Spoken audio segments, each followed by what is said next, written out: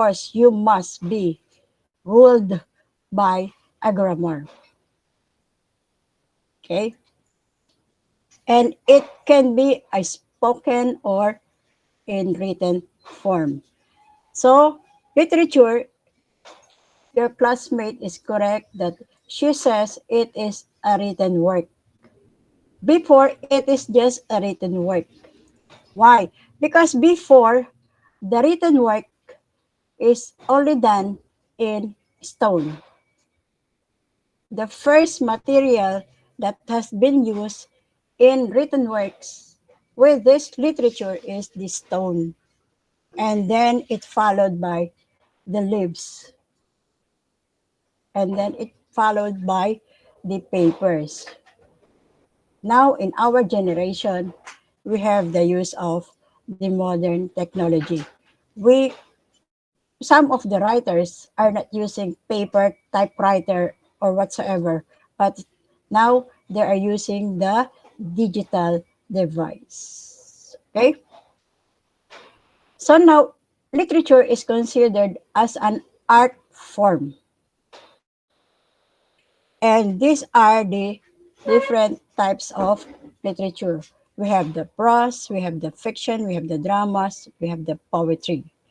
And it says that literature is also classified according to whether it is a prose, a poetry, or a drama. And these are the types of literature. The first type is poetry. Why do you think that the first type is poetry?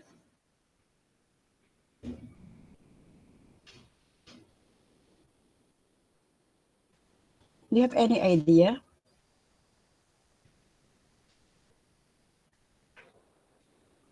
No. No? Miss Bulato, do you have any idea? Ayan po yung unang ginagamit nila para makuha yung loob ng iba. Maybe, especially before, they are very much inclined with the poet, with the poem. Why? Because people before are very much uh, romantic, especially the man. If they want uh, to say something to the girl, they used poem, and then that poem they put melody, and then that melodies that are in that poem will become a song. So poetry is really the first thing na nagawa na nabuo before.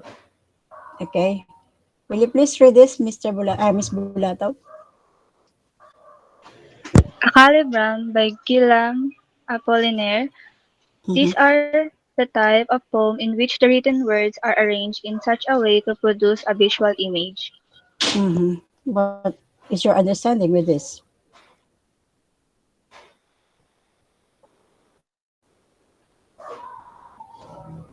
Ano po yun, ma'am? Um, yung mga poetry, ginagawa nila kunwari kamukha ng gusto nila. Mm-hmm. Okay.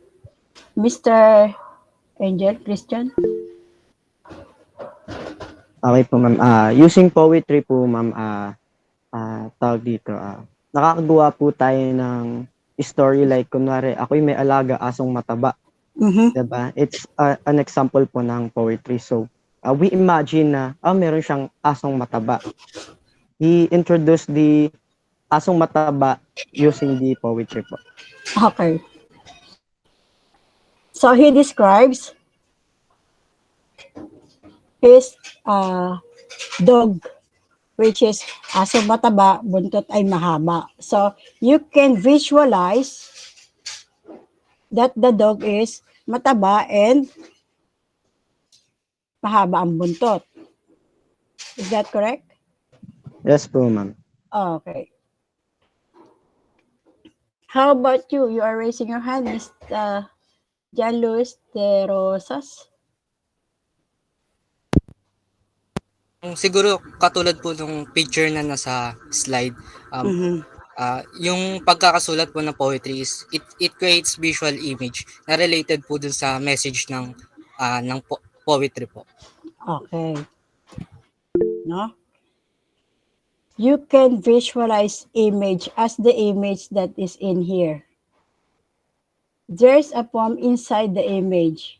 And then that poem, when you are reading a poem, you can visualize that image. For example, I will give you this one. Right.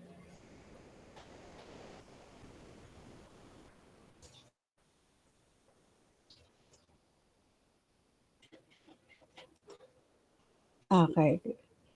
Can you see this?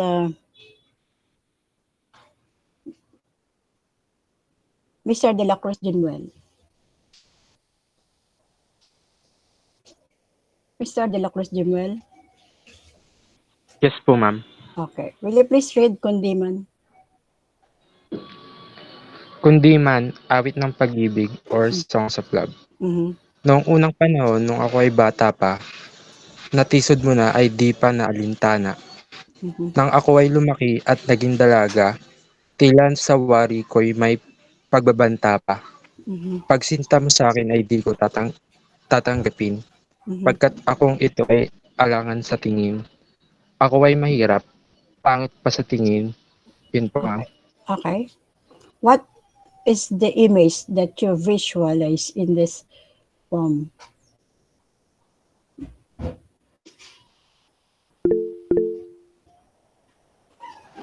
Parang ano po, ma'am, dalaga po na may gusto po sa isang tao po. Mm-hmm. Then,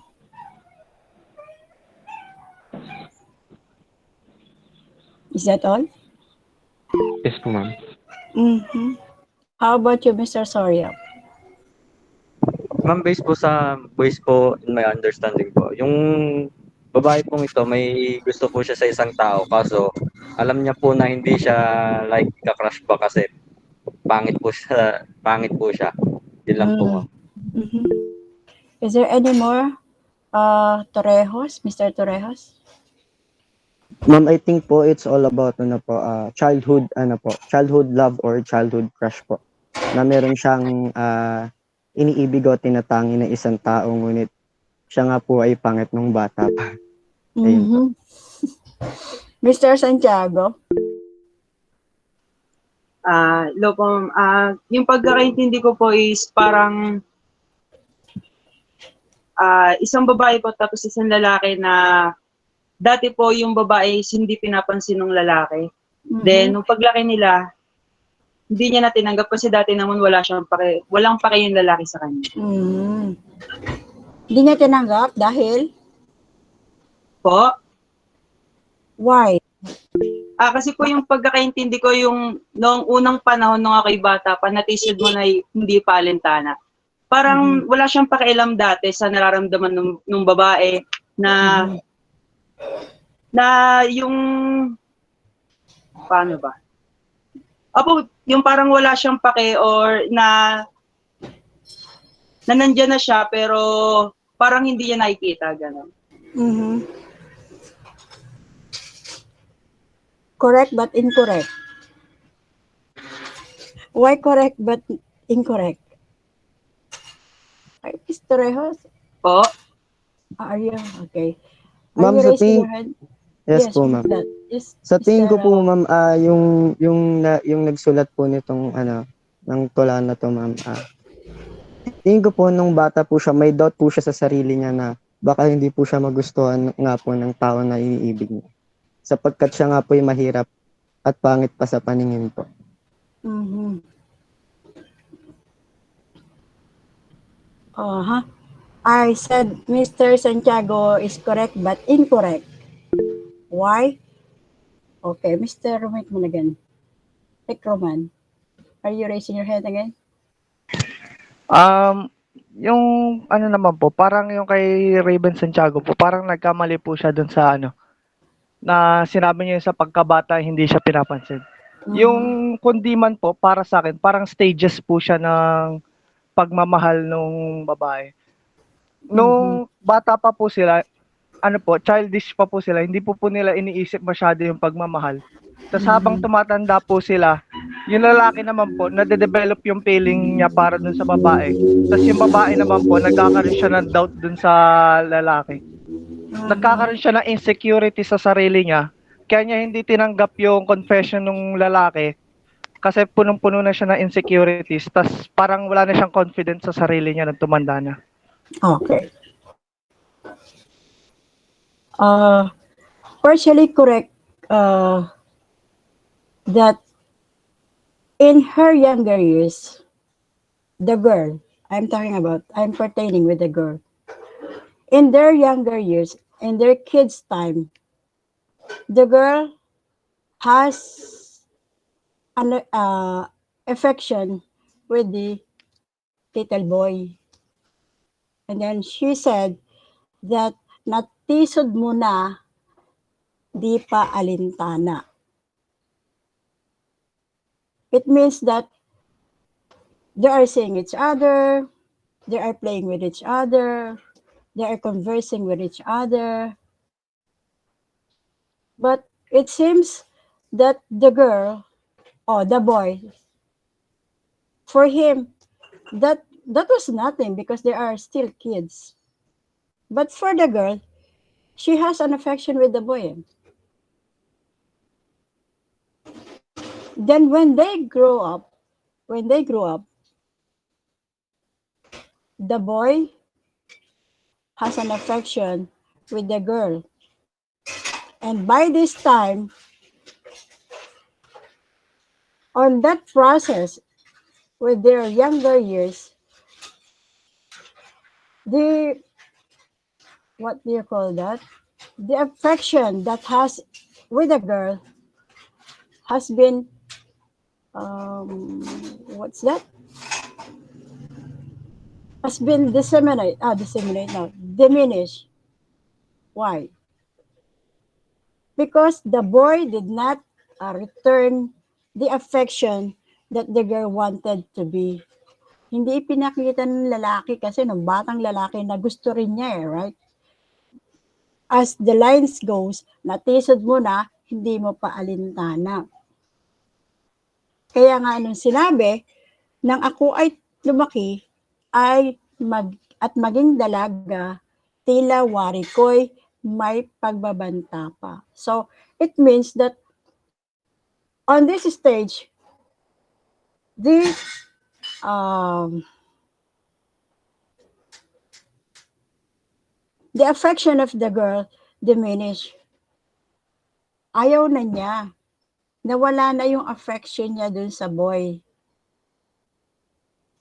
Because insecurity grow. Dahil pag kayo bilang mga binata, mga dalaga, pag nagsasalamin ka, nakikita mo yung sarili mo, right? Tama ba? Yes po. Nasasabi mo sa sarili mo, di ba? Ang gwapo ko. Ang ganda ko. Ang ganda kong babae. Kailangan pa ng konting slim. Tabas pa ng konti ng bewang. Tabas pa ng konti ng braso para maging sexy. Because you feel insecure of your body, of your face. Kaya ka nagpapaganda, nilalagyan mo ng kung ano-ano dyan sa mukha mo, kung ano-ano pinapahid mo, especially when you have what's that? Yung sa mukha nyo, what's that? What do you call that? Tagyawat. Kaya paglaki ng dalaga, all the insecurities grow. Pag sinta mo sa akin ay di ko tatanggapin, she said. Why? Pagkat akong ito ay alangan sa tingin, ako ay mahirap, pangit pa sa tingin.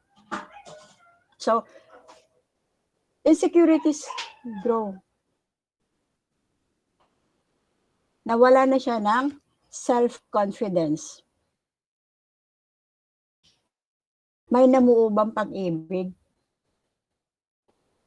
May namuo bang pag-ibig? With Meron. this line, Myron, who said that? Okay, labaton, labaton. Meron po. How? One-sided love po, bale Mm, yung nangyari. ah, Nung sa may babae po, mm, nung bata pa po sila, siya po yung nagmamahal dun sa may lalaki. Tas mm, habang tumatagal naman po, nawala yun sa babae.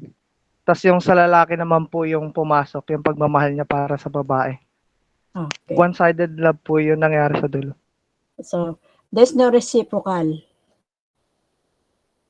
Tama? Walang tumugon eh. Yung una, babae, hindi tumugon yung lalaki. Yung ikalawa, yung lalaki nagkaroon ng affection, yung babae naman ang hindi tumugon because of insecurities and um, no self-confidence. Mahirap kasi yung walang reciprocal, walang mabubuong love. So, we visualize in poem, we visualize an image. It really gives us a visualization of the image that we are reading in poem. Okay? So, this poetry says that when we are reading a poem, we are having a visualization of what we are reading. Why? Because there is innocence, there is a rhythm, and there is a rhyme, as well as there's a line and verses in that particular poem. We have the lines. In every lines, there's a number. It can be sasampuin, it can be wawaluhin, it can be lalabing-dalawahin sa lines, pantig, it can be lalabing-apating pantig. 14 syllables, 12 syllables, or 10 syllables. So those are the lines that we had in poem. And there's a verses. We have the first stanza, second stanza. Before we have only one stanza, as we have read, Kundiman. It is only one stanza, but still we can visualize what happens in that particular verse. Not like now, we have so many stanzas in our poem, and there in that poem there is a rhyme, there is a rhythm. When there's a rhythm, of course, there's an indayo. There is a rhyme. Okay. What are the rhythm that has been tackled in that? We have pa and min. Pangit pa sa tingin, mahirap sa tingin. Yung una, nung ako ay bata pa, and then nung ako ay tumanda na. Those are the rhythm that we had in our verse. And then we have this. The second is prose. It is a what? What is prose? The prose is different from poem or poetry. Why? Because in prose, it is a narrative. It is a cuento. It is a continuous line. While in poetry, there's an essence, alliteration, the rhyme, the rhythm, the lines, and the verses. While in prose, we don't have these elements. These innocence, alliteration, rhyme and rhythm, lines and verses are the elements of the poetry. So we don't have elements in prose. It is a continuous narrative lines when we are having this prose. Okay? We have the novel. It says here that novel is a long fictional. long fictional prose narrative. Why? Is it really fictional when we say it is novel? Huh? Is it really fictional? Mr. Elias?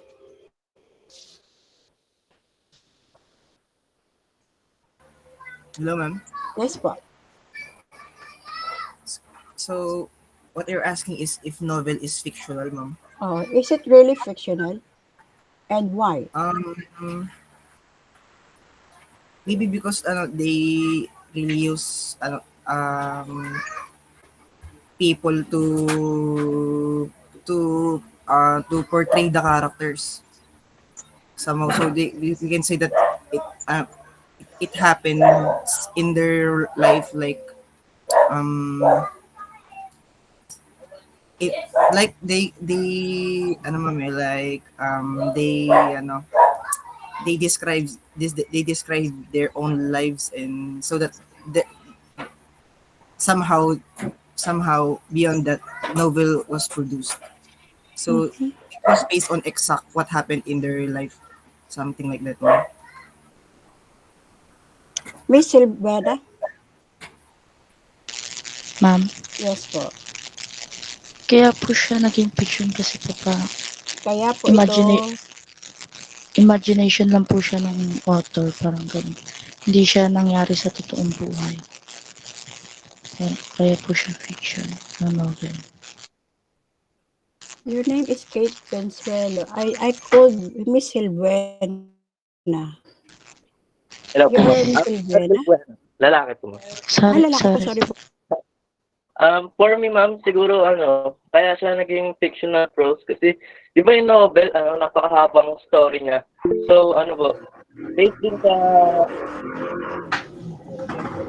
based yung novel for me is nangyayari siya sa mga totoong events, yung mga nangyayari sa totoong buhay, yung some of the events na nangyayari nasa novel, pero fictional siya kasi sobrang haba sa tulong na form ng novel, hindi na imposibleng ma-tell yung story ng ng yung buo, yung mismong nangyari. Kaya some novel is based on the true events yun. For me, Mm. ma'am, I don't know Mhm. po. For me lang po yun. Of course, it is your opinion. Mr. Labaton? Sa tingin ko po kaya siya naging fictional, ma'am, dahil Kaya po nasa ito, under po siya ng category na drama and romance. Kapag gano'n na po yung usapan, kaya po siya tinawag na mahabang prose kasi po tuloy-tuloy po yung pagkukuwento niya. Tapos yung imagination na po ng tao yung mag-iisip kung ano po yung mismong nangyayari sa storya, kung paano po kunyari po, yung i-describe po sa novel kung paano po approach yung mga karakter, tapos i-imaginein po ng tao kung paano po nangyayari yung senaryo. by the way, Mr. Labaton, what is the difference between fiction and non-fiction? Yung fiction po, katang-isip lamang, tapos ng fiction, sa totoong buhay po. Sa totoong buhay. So, why is it that novel is considered as fiction? Because Kasi of po, imag- yung kadalasan po, na mga nagsusulat po ng novel, dinadagdagan po nila yung storya ng mga pam, ano po ba, mga pangka-climax nila, yung pampaganda po na storya na aabangan po ng tao yung susunod na mangyayari. Like po yung sa story po, may climax po, yung may pataas pong mangyayari. Mhm. Kadalasan po, binibuild up sa novel po, binibuild up po yun. Tapos, yung author naman po, parang yung imagination ng tao, inaano niya muna. Para tinutokso niya yung pag-iisip ng tao na umabot tayo sa point na yun. Tapos, aabangan ng tao yung novel kasi hinahaluan na rin po kasi siya ng fiction na exaggerated na po kapag sa personal na po ginagawa. Mhm. How about No Limitang Here? Is it fiction or non-fiction? Fiction po. Fiction po, ma'am. Why fiction, Miss Lobaton? And Yung ibang senaryo po kasi parang kung sa totoong buhay na po yung mangyayari, parang imposible na pong mangyari yung twist na ganun. Like yung kay Ibarra po, yung sa ending po sa Nolly, 'di ba po pinagbabaral siya? Tapos sa El Fili, iba na po yung pagkatao niya. Ano po, parang imposible pong makapag mabuhay siya nung binaral po siya noon. Tapos parang ilang saglit lang nakapagbago na po siya kaagad ng identity. Tapos wala na po kaagad na makakilala kaagad sa kanya. Even though famous po siya nung sa Nolly. mm-hmm. How about you, Mr. Albuena? You said fiction. Why? Hello po. Kasi hindi naman po talaga totoo si Ibarra sa kasi gawa-gawa lang siya ni Central. Yun lang po. Yun. Mm-hmm. Ano yun. Para sa akin, kaya siya naging fiction. Yun talaga yung pinaka-explanation po niya na hindi siya totoo. Gawa-gawa lang siya na result. Na binase niya sa mga totoong nangyayari. Pero fictional pa rin yung character kasi hindi naman totoo si Simon, hindi totoo si Ibarra, hindi totoo si Maria Clara. Mm-hmm. So the basis to become a fictional is the character. Is that? How? Fiction for me kasi based on po mama, na knowledge ko na napag-aralan ko, pag nag-topic ng non-fiction is buong event is nangyayari sa totoong buhay, pati characters. Iniiba lang yung name true, so para sa confidentiality, pero yung characters sila yun. Parang yung characters din, yung nangyayari sa event, sila rin po mismo. Mm-hmm. So, yung nangyayari sa setting, mismo buo po. Mm-hmm. Is there any more who would like to contest from the class? Okay, Mr. Soria. Ma'am, for me po, it's a fiction po. Kasi po, like, Jose Rizal, ano po, yung pinipredict niya po yung ng mga mangyayari po, na possible po mangyari. Yung po mga tao lang po yung mga fiction po, paano ko ba ito sasabihin? Mr. Soria, I would like to ask, you mean to say that Dr. Jose Rizal predicts what will happen? No po, yung pong you said it. mga possible pong mga mangyayari, mga ganun po. So it means to say that is just a prediction. It's not real. As you have said, Dr. Jose Rizal predicts what will happen. So it means that the No Limit Tangere is just a prediction of what's going on his time. Is that what based you are trying on my understanding ba? Did you read No Limit Tangere? Mr. Soria, I'm asking you. No po. Oh, if you read the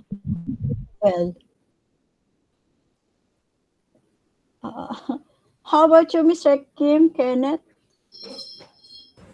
Ma'am, rinig Yes po. Yes po. Maybe it is fictional, ma'am, kasi maybe yung author po ng Nolly is parang nireference lang po yung setup ng mga nangyayari, but the character is fictional po na para lang maging look fancy or interesting pag binasa po ng mga reader. Mm-hmm. Okay. Is it prediction only of Dr. Jose Rizal that he would like to show that those things will be happen on his time? Is that a prediction only, Mr. Bahedo? No po, ma'am. Why?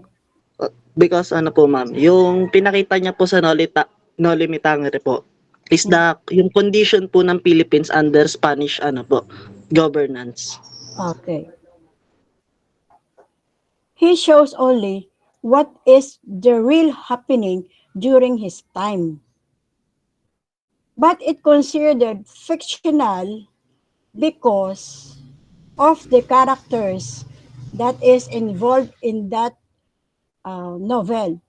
Because there's no Crisostomo Ibarra, no Maria Clara, no Doña Pia, no Kapitan Tiago, no Ginoong Damaso, and any or other characters that is involved in that novel. As well as we don't have any place Santiago in our country. In chapter 10, it shows that yung pista sa bayan ng San Diego, there's no such place in our in our country. That's why it is a novel, fiction. Did you understand? The novel Noli Tangere is considered as fiction prose. Tuluyan. Kasi napakahaba ng kwento. Do you still remember how many chapters that do we have in Noli Tangere? Who can guess? How many chapters is Noli Tangere? O nakalimutan na? How many chapters is El Filibusterismo? Yes, Miss Carmela? How many Yung Noli chapters? po ay 63. 63, yes. How about the El Filibusterismo?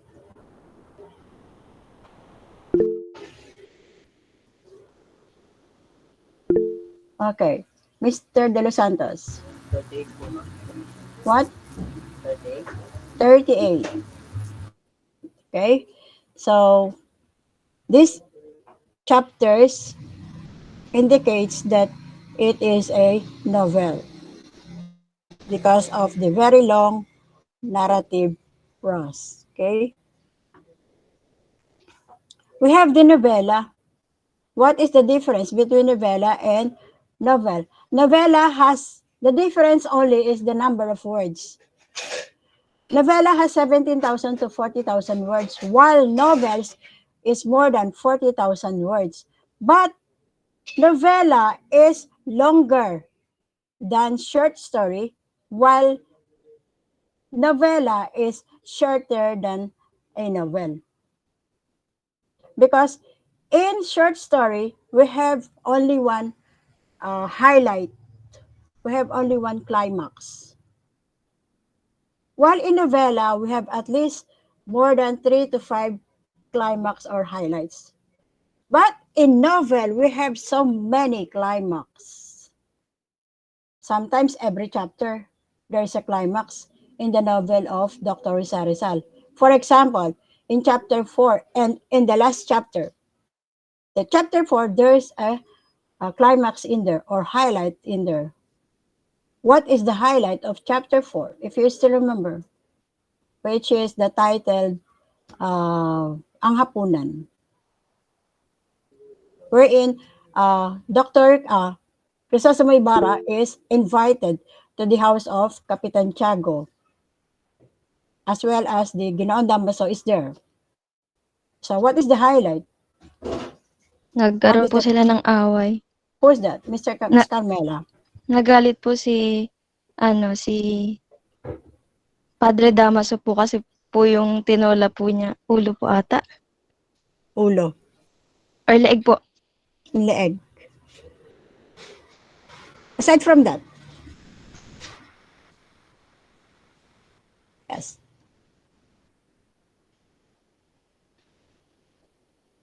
Ano raw si yung tatay ni Crisostomo Ibarra?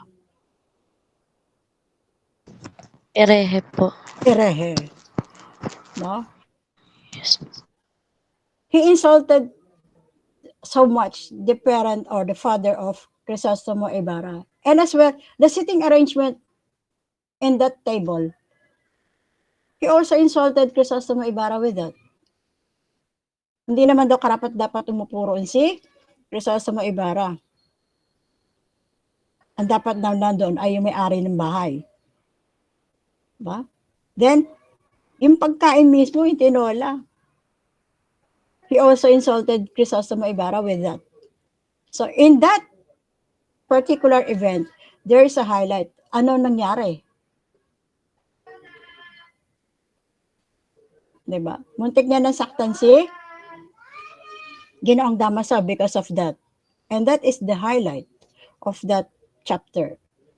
So in novel, it only shows that there are so many highlights, there are so many um, climax.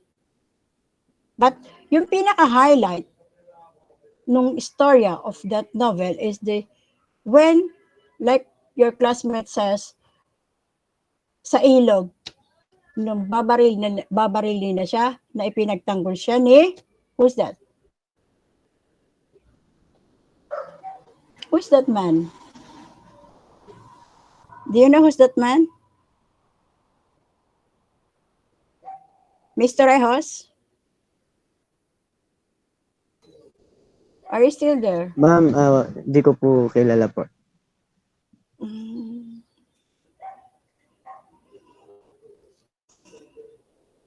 Who's that man who covered Miss Crisostomo Ibarra by means of Dayami in that bangka?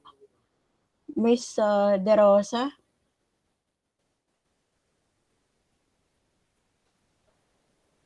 Who's that man? Yes po ata. Again, pardon? I could not hear you, Mr. De Rosa. Rinig ko, Yeah, ma'am. yes po, Si Elias po ata. ata. It seems that Ma'am you're just Elias nga guessing? po, ma'am. Okay. Yes, he is Elias. Sinearch ko po sa Google. Ako nag-search. And that's why, I know that. You have your gadget, right? Oh, Elias, yung nagtanggol sa kanya, yung nag-sacrifice his life for the life of Crisostomo Ibarra. So that is novel, novella, and short story. Okay? So we have this short story. We discussed that. Graphic novel. I would like to ask why graphic novel is considered as literature. Why is it that it is one of the type of literature? Who's that? Mr. Lubaton. Um, kahit po kahit po may kasama siyang picture, andun pa rin po yung mga babasahin, yung mga sasabihin ng mga karakter. Tas sa ibang pages po sinasabi rin po kung ano yung nangyari sa last page tas kung ano po yung nangyayari this page. Mm-hmm. So there is a dialogue, there's a text, though it is in comic form, graphic form, still it is considered as literature because there's a dialogue, there's an artwork, and a text. Like for example, that you are seeing those, like for example, the Japanese anime, and we have now the Turkey. I saw that in TikTok.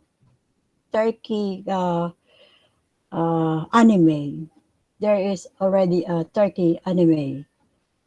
So it is more on graphically made, but still it is a considered as literature.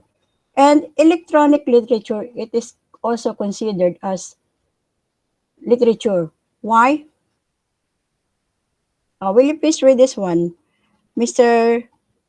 Cordero? Miss Cordero. Jaycil. Are you there? Wala na. Nag-out na ang Jaycil.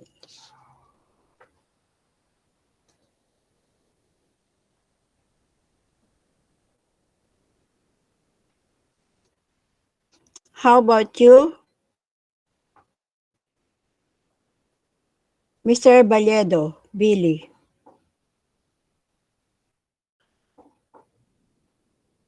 Wala na rin. Ay, shucks. Mr. Mesa?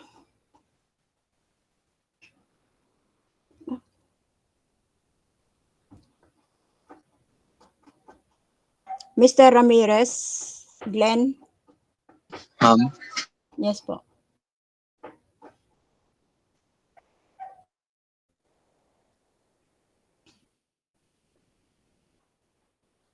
You can read aloud. Electronic literature is a literary genre Genre. genre Mm. consisting of works created exclusively on and for digital devices. Mhm. So why is it considered as literature?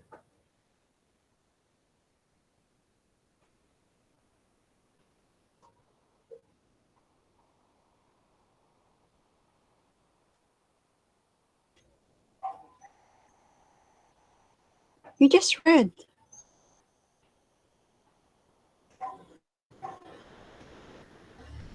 Mr. Vasquez.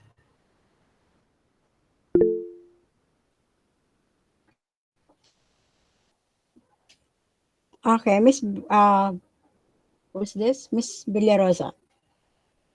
Ano po siya, kaya po siya Kaya po ito, part, kaya po ito ano ng literature kasi po written work din po siya kaya lang po naka-post po siya sa online po ito. para pong e-books. Example Okay. niya po e-book. Okay. The example is ebook. It is a literary works also, but it made from electronic device. It is made from digital device. As I have said before, we came from this literature came from the uses of many materials, starting from the stone and then from the leaves, and then it goes from the paper, and then it goes from the typewriter, and then we have this modern technology that we had nowadays. So electronic literature is considered one of the literature that is very, very modern nowadays because we are using electronically with this with the creation of our literature. And then non-fiction. These are the example of non-fiction. We have the essay, we have the travel literature, we have the nature writing, biography, autobiography, memoir, journalism, letters, journals, history, philosophy, economics, scientific, and technical writing. So these are all nonfiction. The question is why? Why is it that essay is considered as Miss Tojeros? Uh, because ano po ma'am, pagka non-fictions po kasi ang mga isinusulat na po is real life events, meron pong facts at saka may pinagbasihan po na data po. Okay. What is the facts? What is the proof that can be done in essay in order that essay is a non-fiction? Mr. Torrejos, please complete your answer. Through ano po ma'am, through surveys po, through questionnaires po, na nanggaling lang din po sa mga respondents. Mm-hmm. Through essay, through questions? Surveys, yes po. Surveys po. Survey, okay. Yes po. So that is one of the proof that it is a non-fiction. How about the travel literature? Why is it considered as Mr. Labaton?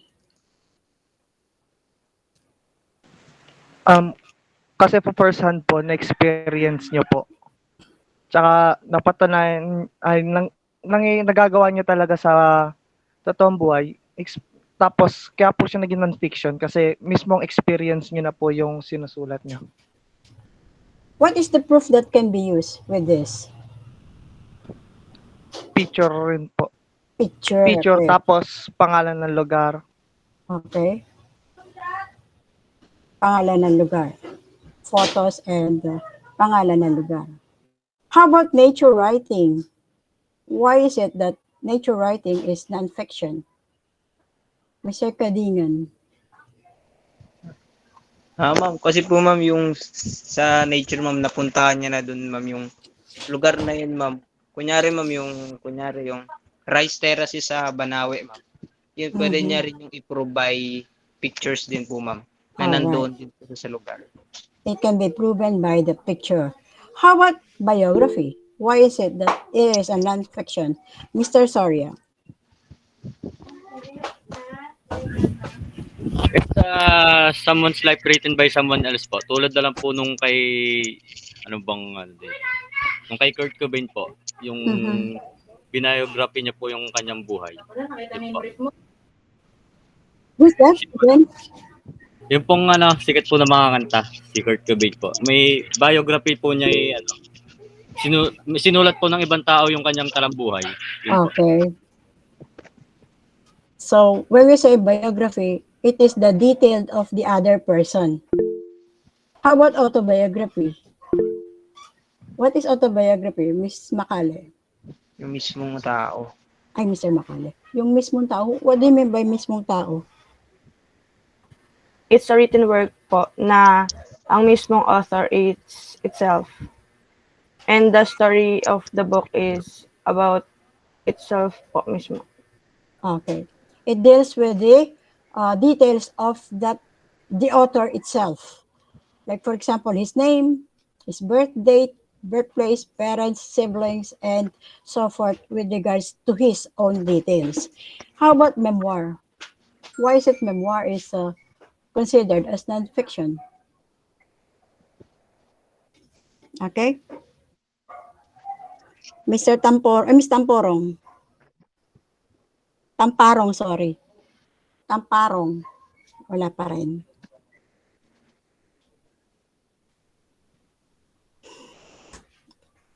Mr. Nabal. Miss Nabal. Wala. Nabal?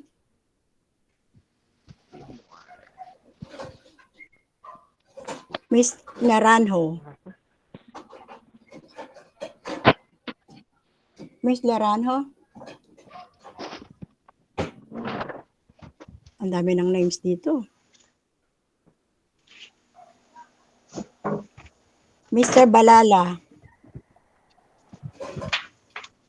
Mr. Balala?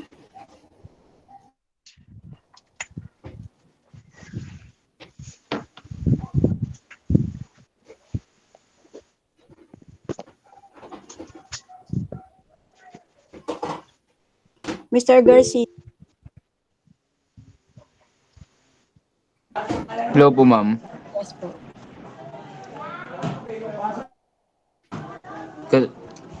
Non-fiction po siya kasi, ma'am, perspective po siya ng author. What do you mean by perspective of the author? Ano po, ma'am, yung mga importante sa buhay niya, ma'am, doon po inaano.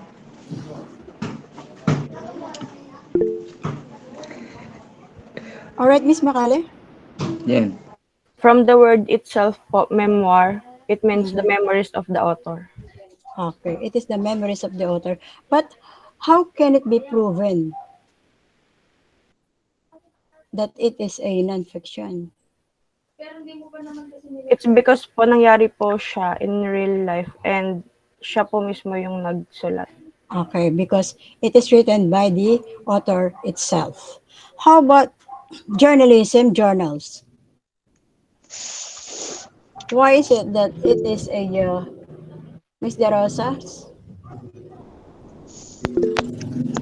Kasi sa journalism can be relate as a news that happen in that happen and can be proven by interview or records po nung nangyari po. Okay. Journalism, it inclines with the news, editorials. Okay, so it is considered as nonfiction because we have the proof. What are the proof that we can show that it is a nonfiction? It can be photos, it can be videos, and the data itself that delivered by the newscaster or the newscaster or the writers of the news. Okay, The letters. Why is it letters are included in this non-fiction genre? Yes, Miss Makale.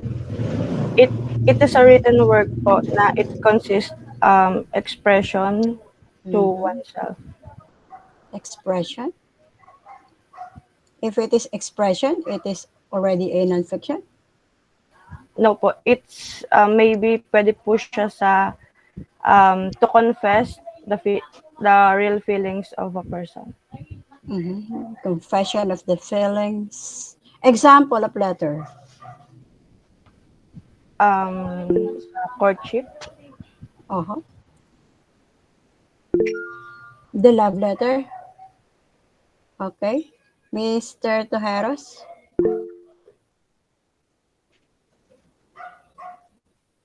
Are you saying something about the letters? Yes po ma'am, ano po, isa po sa example yung resignation letter po, and can Mhm. be proven po by the signature of the author po. Okay. The signature dictates that it is a non-fiction because all you have written in that letter is true. Whether what kind of letter is that, it can be a application letter, it can be a resignation letter, or it can be a, like what Miss Makali says, love letter, right? Though sometimes in love letter, there are some what you call in Filipino, mga mabubulaklak na pananalita, mga pambobola. Kahit na hindi ka maganda, sasabihin na pagkaganda-ganda mo. Then, how is that? How is that it considered as non-fiction since you are making bola eh?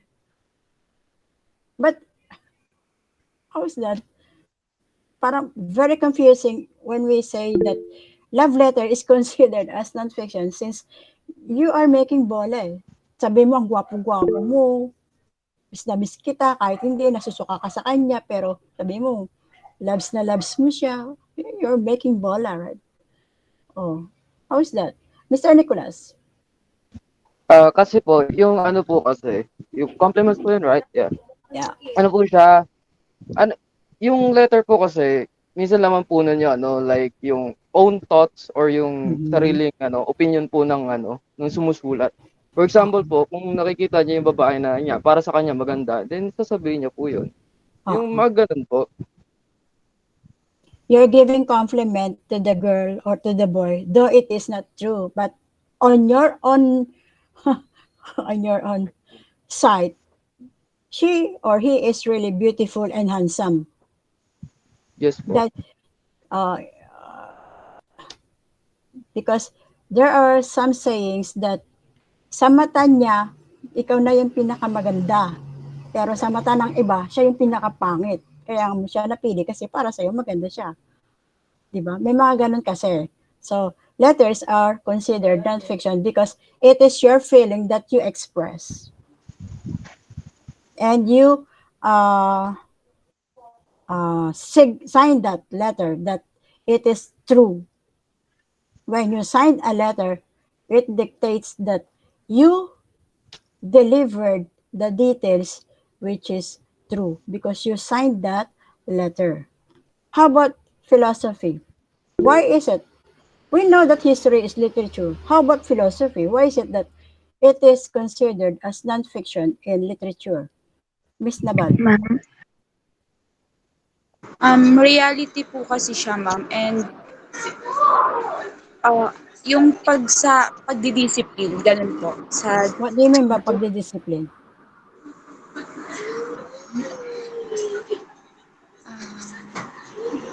Yung about sa behavior, ganun, and reality. Behavior, reality, philosophy? What's the connection? Mr. Matthew Kadingan. Ano ma'am, yung philosophy ma'am, tawag dito parang ano ma'am, sinulat siya nung mga sikat na philosopher dati ma'am. Para ma-proven siya na totoo ma'am. Yun, nagsulat sila ng mga laws, yung mga philosopher dati mga sila sa Isaac Newton, mga ganun po ma'am. Mm-hmm. What is the law of Isaac Newton? Will you give me? an example of Isaac Newton's law, if you still remember your chemistry. Yung mga ano, inertia, law of inertia, gravity. Okay. So that is the law of inertia. So what is the law of inertia? Will you give me? What is inertia? I don't know what is inertia. I forgot it because my high school life is very, very, very, very long time ago. What is the law of inertia? Will you please refresh my mind? And that is that a philosophy? Is the law a philosophy?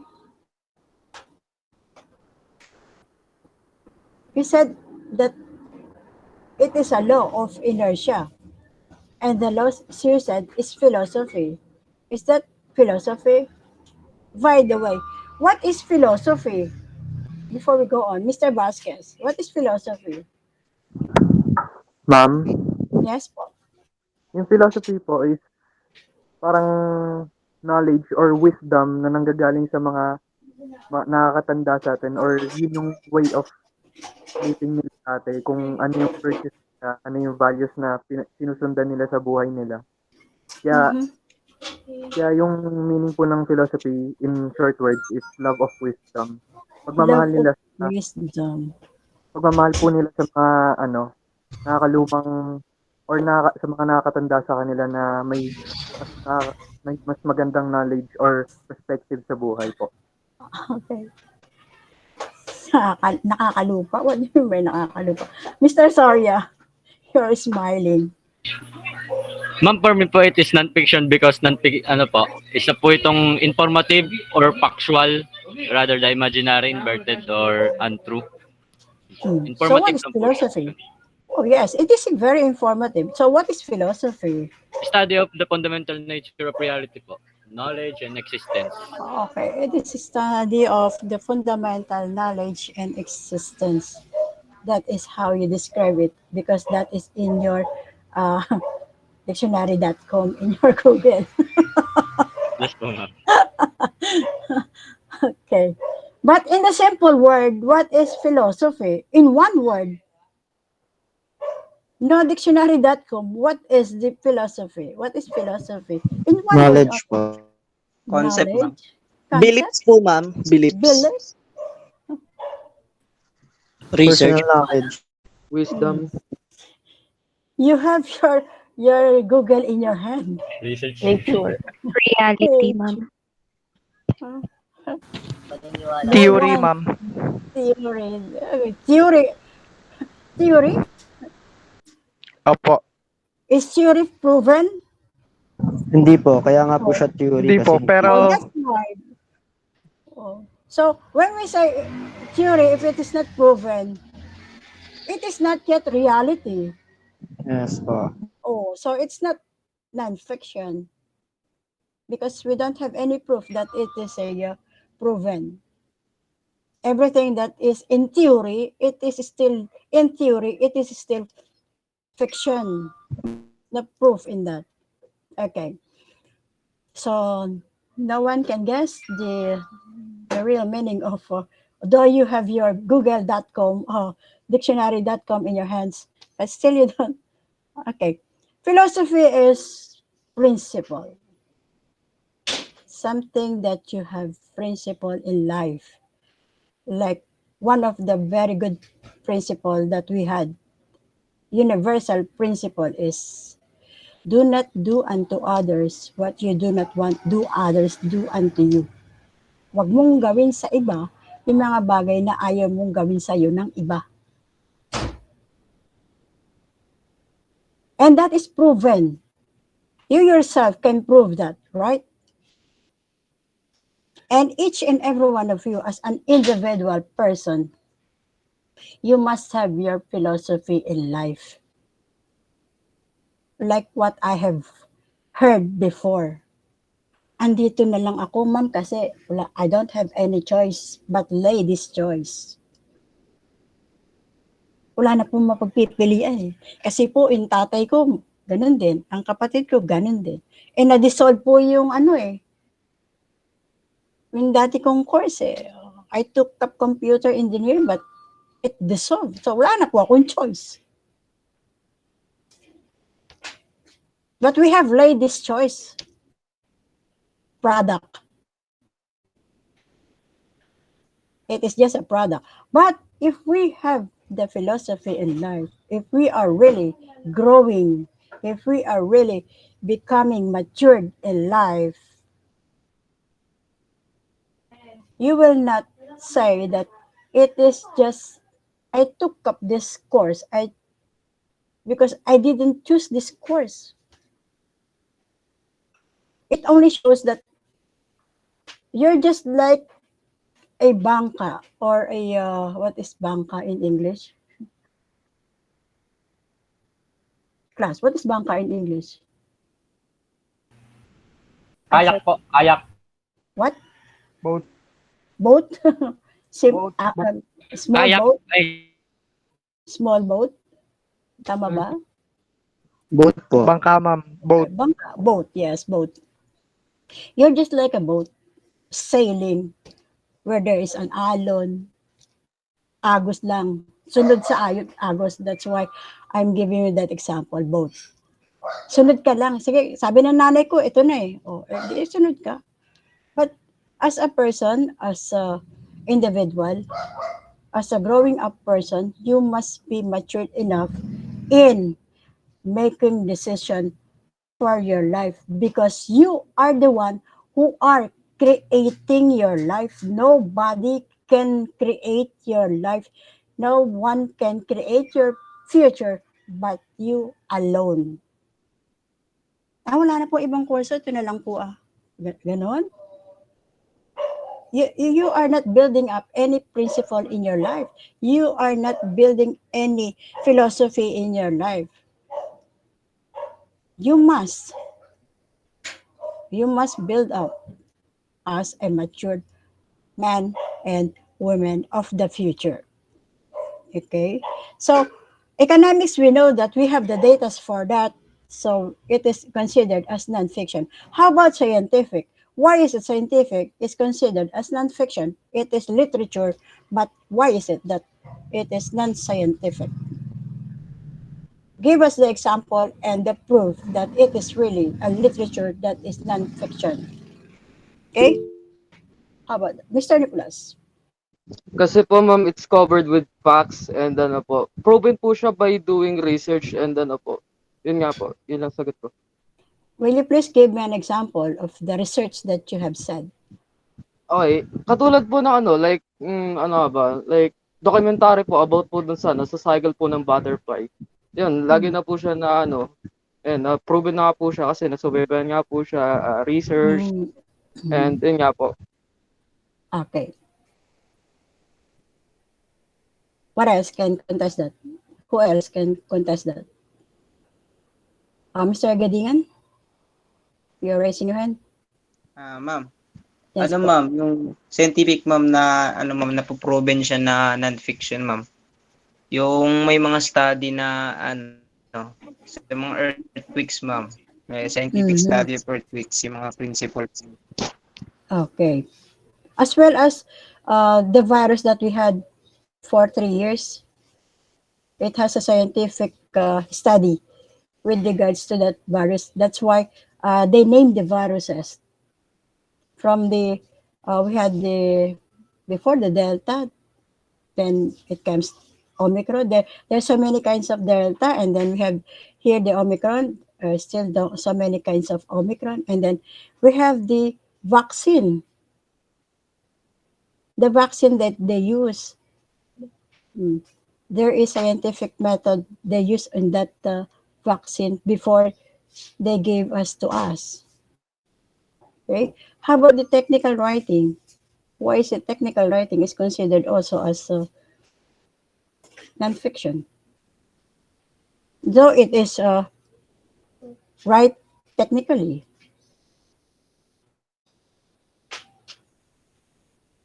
What can you say about that?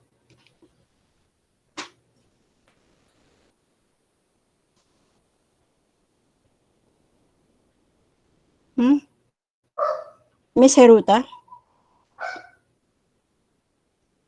Hello po, ma'am. Yes po. Siguro po, ma'am, kasi po written po siya in terms of technology po. Such as information, yung mga instructions, mga ganun po.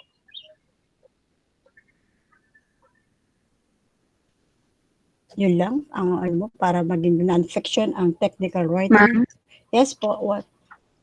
Ano po, dahil po siya non-fiction kasi kapag sinusulat po kasi siya, direct po siya eh. Kumbaga, straightforward. Wala po siya yung parang, how can I say this? Yung magagandang salita. Hindi Okay. na nilalagyan ng, hindi na siya nilalagyan ng, yung parang pinapahaba pa nila. Okay. Ganun po. Because it uses technical words. Like Yes, for ma'am. example, the write-ups with regards to the different kinds of computers that we had, different gadgets that we had. They are not making bola. They are saying that it is technically, it is true. For example, the what's that? The former cell phone that we had, yung nawala na, yung unang cell phones before. The write-ups there before is very good, but it lapsed. Kaya nga nawala yun eh, yung mga tinatawag nating, buti nga ang natira na lang nakasabay nun yung Samsung eh. Ano yung mga unang cellphone natin before? Nokia po. Nokia Yeah. phone. Okay. So that Nokia, bigla na lang ano eh, no? But it has a technical writing with that gadget. Before that is very good, but from the research, there are some new research that says that Nokia is not very good now because of the features that is in that particular gadget. So we have now different kind of gadgets that we have, and that is written technically. Hindi nila sinasabi yung wala roon. Like for example, my gadget is Vivo. The features that has been written in that Vivo is true. Pag sinabi lang, it has a 5 gigabytes, and it is true that it is 5 gigabytes. And if it is true, pag sinabi lang maganda yung camera, maganda nga yung camera. Sinabi nilang pangit yung camera. Pag sinabi naman nilang pangit yung camera, nobody will buy. Diba? Kaya pinagaganda nga nila eh. So, the writings in that particular gadgets are technically right up because it is true. Every gadget has a technical writing. Tomorrow, we will tackle, or next week, we will tackle this one, the importance of literature. But we will start first, no, before we go on next week. The first importance is, it says, literature is expand our thoughts and understanding. How is this? Is this true that literature expand our thoughts and understanding? How? Mr. Lubaton. Ay, Lubaton. Ay, Ms. Berliosa. Nakapag-expand po siya ng thoughts and understanding kasi po kapag nagsusulat po tayo, hindi lang po tayo yung makakabasa. Yung mga susunod na generation rin po, makakapagdagdag po sila sa kaalaman na na-discover natin yun. Sa susunod naman po, may idadagdag rin po sila sa sinulat natin. Mm-hmm. Okay. How about you, Miss Carmela Villarosa? Nagkakaroon po tayo ng deeper knowledge sa ibang bagay. Like, kapag nakabasa po tayo ng hindi pa natin nalalaman na literature or books po. Mr. Vasquez.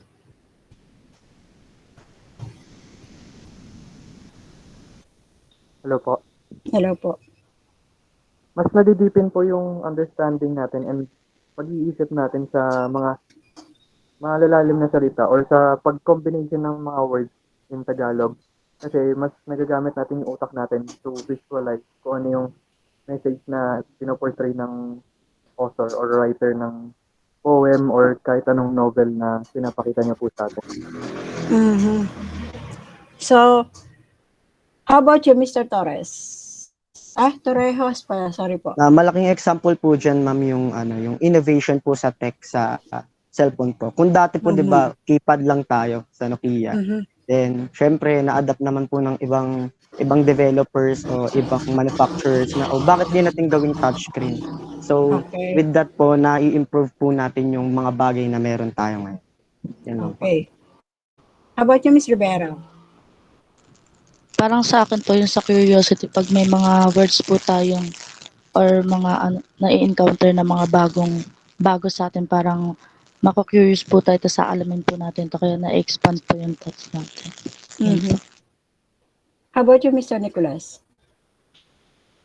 Ano po, it gives us an idea po kapag nagsusulat po tayo tsaka kapag nagbabasa po tayo ng mga novel o po, non-fiction, documents, blah, blah, blah. Yun nga po, nakapag-expand po siya na understanding. And kapag nagsusulat po tayo, hindi lang po natin natutulungan yung sarili natin. Tsaka din po, yung katulad po na sinabi ni Rick Roman na nga po, nagagamit din po yung nasulat natin for future uses po. Katulad po ng mga future researchers and stuff like that. Okay. Miss Abion, Mr. Abion. Ma'am, literature of course helps us expand our thoughts and knowledge kasi overall sa buong buhay ko po itong literature overall helped my completion in studies po for expanding in different subjects. Those literary books really helped me a lot in understanding more about the subject itself. Okay. How about you, Miss Bensuelo? Rivera po. Ay, Rivera. No. Rivera ba yun? Okay. Sige, go. Miss Rivera.